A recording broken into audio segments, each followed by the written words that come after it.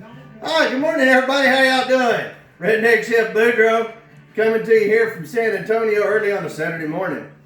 Well, folks, what we're going to do here is we're going to prepare us a couple of briskets, and we've got one right here. What I've done is I've taken one of our brand new seasonings, the Pitmaster's Choice.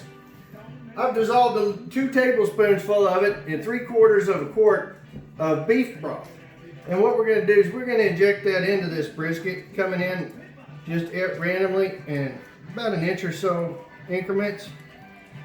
And what this is doing is not only is it going to add a little extra moisture inside the brisket, but it's also going to put our seasonings down into the meat. That way your seasoning and your rub is just not on the outside of the meat. And you'll, whoa, look out, we got a shooter. Well, what you can see is you can see it plumping up there. And that's going to make this brisket fat and juicy when she comes off the pit. And I tell you what, folks, there ain't nothing better than a good cooked brisket. All right, I think that's about enough for that one. We come over here and get the Pitmaster's Choice. And we're going to sprinkle this on here very liberally, as you can see. We're going to coat the meat real good. This is going to get on the pit. And these spices and these seasonings, well, they're going to kind of caramelize there in the heat, and it's going to make a crust, a black crust, or what we call in the barbecue world a bark.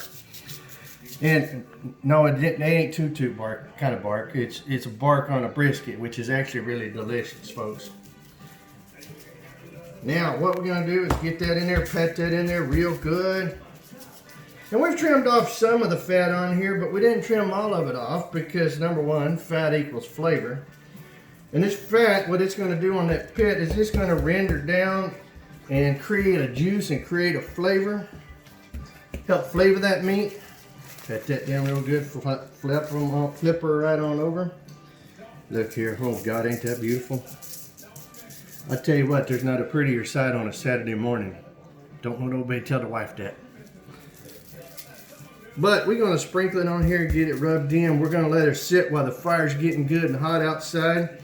Once the pit reaches about 250 and we got some coals burning, we'll take this on out and put it right on there.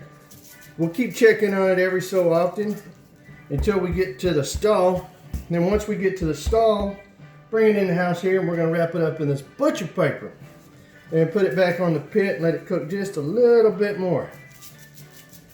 And wrapping it in that butcher paper is what's going to help it steam itself and have those juices settle back down into the brisket. So when you do get ready to unwrap it and cut her open, you're just going to see all those juices rolling right out onto your cutting board. All right, folks, stay with us. We'll be right back. We'll see you out at the pit.